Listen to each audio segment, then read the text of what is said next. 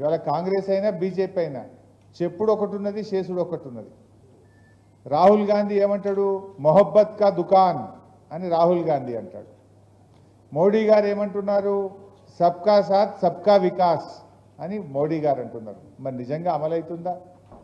మొహబ్బత్ కా దుకాన్ అని మాటలైతే రాహుల్ గాంధీ మంచిగానే చెప్తున్నాడు, కానీ జరుగుతున్నది ఏంది?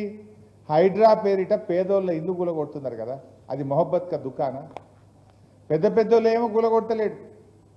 ఇలా కాంగ్రెస్ నాయకులు పట్నం మహేందర్ రెడ్డిలు నీళ్ళలోనే ఉంటుంది, పొంగిలేటి శ్రీనివాస్ రెడ్డిది హైడ్రాలోనే ఉంటుంది, గాంధీ గారి భూమి గవర్నమెంట్ ల్యాండ్ కబ్జా పెట్టుకొని ఉంటాడు. పెద్ద పెద్దోళ్ళ ఇండ్లు అయితే కూలగొట్టలేరు, కానీ పండగ పూట ఆదివారం నాడు రాత్రికి రాత్రి వచ్చి గరీబోళ్ళ ఇండ్లు కూలగొట్టి నేలమట్టం చేసి వేల కుటుంబాలను రోడ్డు మీదకి తెస్తున్నాడు రేవంత్ రెడ్డి. మరి దాన్ని ఎందుకు మాట్లాడాడు రాహుల్ గాంధీ? రాహుల్ గాంధీ నీ మొహబ్బత్ కా దుకాన్ అనేది మాటలకే పరిమితమా? నిజాయితీగా చేతల్లో కూడా ఉందా? చేతల్లో ఉంటే నీ రాహుల్ గాంధీ నువ్వు నీ రేవంత్ రెడ్డిని ఎందుకు అడుగుతలేవు? రాహుల్ గాంధీ రేవంత్ రెడ్డిని ఎందుకు ప్రశ్నిస్తలేవు? గరీబోళ్ళ ఇండ్లు ఎందుకు కూలగొడుతున్నావు? పెద్దోళ్ళ తెరువు పోతలేవు, గరీబోళ్ళ మాత్రం కూలగొడుతున్నావని రాహుల్ గాంధీ రేవంత్ రెడ్డిని అడుగుతున్నాడా? ఆయన మాట్లాడాడు. ఆడపోయి రాహుల్ గాంధీ బీహార్లో ఓట్ చోరీ అంటున్నాడు. బీహార్లో ఓట్ చోరీ అంటున్నావు, మరి జూబ్లీ హిల్స్లో నీ రేవంత్ రెడ్డి ఓట్ చోరీ చేస్తుండు కదా. ఒక్కింట్లో 43 ఓట్లు రాయించిండు, ఒక్కొక్కరికి 3 ఓట్లు రాయించిండు రేవంత్ రెడ్డి. మరి ఈ ఓట్ చోరీ గురించి ఎందుకు మాట్లాడవు? నీ రేవంత్ రెడ్డిని అడగవా? మన కాంగ్రెస్ పాలసీ ఓట్ చోరీకి వ్యతిరేకం, నేను బీహార్లో బీజేపీ చేసిన ఓట్ చోరీ మీద కొట్లాడుతున్నా, నువ్వు చెయ్యొద్దయా జూబ్లీ హిల్స్లో, నువ్వు నిజాయితీ ఉండమని చెప్పవలసిన బాధ్యత రాహుల్ గాంధీకి లేదా? ఇవాళ దాదాపు 20,000 దొంగోట్లు రాయించిండు రేవంత్ రెడ్డి. కాంగ్రెస్ నాయకులు జూబ్లీ హిల్స్లో భర్తను కోల్పోయిన సునీతమ్మను ఓడగొట్టాలని 20,000 దొంగోట్లు రాయించి నానా కుట్రలు చేస్తున్నారు. ఇది తగునా? దొంగోట్లతో గెలుచుడు కాదు. నిజాయితీ ఉంటే నీ 6 గ్యారంటీలు అమలు చేసి నీ బాకీ చెల్లించి ఓట్లు అడుగు ప్రజల్ని. నువ్వేం చెప్పినావు? అక్క చెల్లెలకు నెలకు 2,500 రూపాయలు ఇస్తా అన్నావు. ఇప్పుడు 22 నెలలు అయిపోయింది. ప్రతి అక్కకు చెల్లెకి ఎంత బాకీ పడ్డావు? నువ్వు 55,000 బాకీ పడ్డావు. రేవంత్ రెడ్డి దొంగోట్లు వేసుడు కాదు, నిజాయితీ ఉంటే జూబ్లీ హిల్స్ అక్క చెల్లెళ్లకు ఒక్కొక్క 18 ఏళ్ళు నిండిన ప్రతి చెల్లెకు ప్రతి అక్కకు 55,000 బాకీ పడ్డావు. గదిచ్చి ఓటు అడుగు నీకు తెలివి ఉంటే. లేదు, అవ్వ తాతకు 4,000 పింఛన్ ఇస్తా అన్నావు. కేసీఆర్ గారు దోశ ఉంటే 1000 ఎత్తా అంటే 1000 చేసిండు. మళ్ళీ గెలిస్తే 1000 2,000 చేస్తా అన్నాడు, బరాబర్ 2,000 చేసిండు. నువ్వేమన్నావు? నేను 4,000 ఇస్తా అన్నావు. ఇంకా 4,000 ఇచ్చి మాట్లాడు. ఇచ్చిండా? ఇయ్యలేదు కదా. మరి ఈరోజు మీరు ఆలోచించండి. ఇవాళ కేసీఆర్ గారేమో మాట అంటే మాట మీద ఉన్నాడు. 22 నెలలు అయింది కదా, 22 నెలలు ఇంటూ 2,000 అంటే ఒక్కొక్క అవ్వకు తాతకు భర్త చచ్చిపోయిన చెల్లెలకు 44,000 బాకీ పడ్డాడు రేవంత్ రెడ్డి.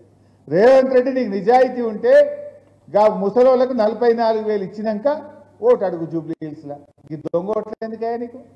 చెప్పిన పని చేయి. నేను కొత్తది అడుగుతలేను, గొంతమ్మ కోరిక అడుగుతలేను. ఎలక్షన్లో కూడా బాండ్ పేపర్ వంచినావు. నేను గద్దె మీద కూర్చుంటే 4,000 పింఛన్ ఇస్తా అన్నావు, 2 ఏళ్ళు అయింది, ఇంకెప్పుడు ఇస్తావు అని అడుగుతున్నా. నువ్వు చేసింది ఏమున్నది? హైడ్రా పేరు మీద పేదోళ్ళ ఇల్లు కూల్చుడు. కేసీఆర్ ఉండగా బస్తీ దవాఖానలు పెట్టి మంచిగా వైద్యం చేపించిండు. బస్తీకి దవాఖాన పెట్టినామా లేదా? 350 దవాఖానలు పెట్టినాం. ఇప్పుడు అందులో పనిచేసే డాక్టర్లకు స్టాఫ్ నర్స్కు 6 నెలలకెళ్ళి జీతం ఇస్తలేదు, అది మూతపడాలేదు. మందులు లేవు, 108 రకాల మందులు మేము పెడితే ఇప్పుడు 20-30 రకాల మందులు కూడా లేవు. ఎర్రగోలి పచ్చగోలి అంతే, అన్ని మందులు బంద్ పెట్టిండు. బస్తీ దవాఖానలు నాగం చేసిండు.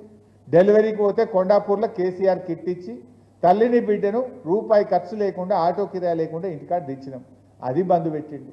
న్యూట్రిషన్ కిట్ బంద్ పెట్టిండు, బతుకమ్మ చీరలు బంద్ పెట్టిండు, పిల్లల స్కాలర్షిప్లు బంద్ పెట్టిండు, దళిత బంధు బంద్ పెట్టిండు, బీసీ బంధు బంద్ పెట్టిండు, మైనార్టీది బంద్ పెట్టిండు. అన్ని పథకాలు కోత పెట్టుడు తప్ప కొత్తగా ఇచ్చింది ఏమున్నది? కేసీఆర్ 20,000 లీటర్ల దాకా నీళ్లు ఫ్రీగా ఇచ్చిండు. ఇప్పుడు వాళ్ళకి బిల్లులు పంపుడు మోపు చేసిండు. బిల్లులు పంపి నల్ల బిల్లులు పాతవి కట్టురు అని పెద్ద పెద్ద కాయిదాలు వంచుతుండు. ఇంతకుముందు 3 వద్దులకు ఒకసారి నల్లా వచ్చు. బీఆర్ఎస్ వచ్చినాక కేసీఆర్ వచ్చినాక మంచిగా పెద్ద పెద్ద ట్యాంకులు కట్టి ప్రతిరోజు నల్ల నీళ్ళు వచ్చేటట్టు చేసిండు హైదరాబాద్లో. గరీబోళ్ళకు ఫ్రీగా నీళ్ళు ఇచ్చిండు మన కేసీఆర్. రేవంత్ రెడ్డి రాగానే అంత కింది మీద అయిపోయింది, కుళ్ళు నీళ్ళు వస్తున్నాయి, నల్ల బిల్లులు మోపోయినాయి. పరేషాన్ చేస్తుండు మళ్ళా. ఇది అర్థమైతలేదా మనకు? అంత మోసం దగా చేసిండు. మరి అందుకే మీరు కూడా ఆలోచించాల్సింది ఏంటంటే, ఇక ఆయన ఓడగొడితేనే ఆయనకు సురుకు వింటేనే రేవంత్ రెడ్డికి అర్థమవుతుంది. ఎందుకు ఇప్పుడు ఏమంటాడు? అప్పుడేమన్నారు, బాండ్ పేపర్ ఇచ్చి ప్రామిసరీ నోట్లు రాసిచ్చిండ్రు, సంతకాలు పెట్టి భద్రంగా పెట్టుకోండి, 100 రోజుల్లో ఇస్తాం, వీళ్ళని నమ్మటట్లేరని ఆడికెళ్ళి సోనియా గాంధీని రాహుల్ గాంధీతో చెప్పించారు. మా జిమ్మెదార్ రేవంత్ రెడ్డి ఇవ్వకపోయినా మేము ఇప్పిస్తామని చెప్పి వాళ్ళు ఉత్తరాలు రాసిండ్రు. ఇప్పుడు వాళ్ళేమో పత్తలేరు, వాళ్ళు పత్తలేరు, ఈయన ఇత్తలేడు. మరి మనం ఏం చేయాలి? ఇప్పుడు తప్పిపోయేవారన్నా కాంగ్రెస్ ఓటేస్తే జూబ్లీ హిల్స్లా ఏమంటాడు? నేను పేదోళ్ళ ఇల్లు గులగొట్టినా నాకే ఓటేసిండ్రు, నేను కరెక్టే అంటాడు. నేను 4000 పింఛన్ ఎగ్గొట్టినా నాకు ఓటేసిండ్రు, నేను బరాబరే ఉన్నా, ఇచ్చేదే లేదు పో అంటాడు. తులం బంగారం ఇస్తా అన్నాడు. కేసీఆర్ ₹1,00,000 ఆడవిల్ల పెళ్లి కళ్యాణ లక్ష్మి ఇస్తే నేను తులం బంగారం కలుపుతా అన్నాడు. తులం బంగారం లేదు, ఆ 1,00,000 కూడా చక్కగత్తలేదు. నేను తులం బంగారం ఎగబెట్టినా నాకే ఓటేసిండ్రు అంటాడు. మహాలక్ష్మి కింద 2,500 ఇస్తాను ఎగబెట్టినా అయినా నాకే ఓటేసిండ్రు, ఇచ్చేదే లేదు పో అంటాడు. మరి ఆయనకు సురుకు పుట్టాలి. ఇవన్నీ రావాలంటే, బిడ్డ నువ్వు అక్క చెల్లెల్ని మోసం చేసినావు, అవ్వ తాతల్ని మోసం చేసినావు, చదువుకునే పిల్లల్ని మోసం చేసినావు, 2 లక్షల ఉద్యోగాలు ఇస్తానని నిరుద్యోగ యువకులను మోసం చేసినావు, రైతుల్ని మోసం చేసినావు. అందుకే నిన్ను జూబ్లీ హిల్స్లో ఓడగొట్టినాము అని సురుకు పెడితే ఇవన్నీ పథకాలు అమలవుతాయి. దయచేసి మీరు ఆలోచించండి.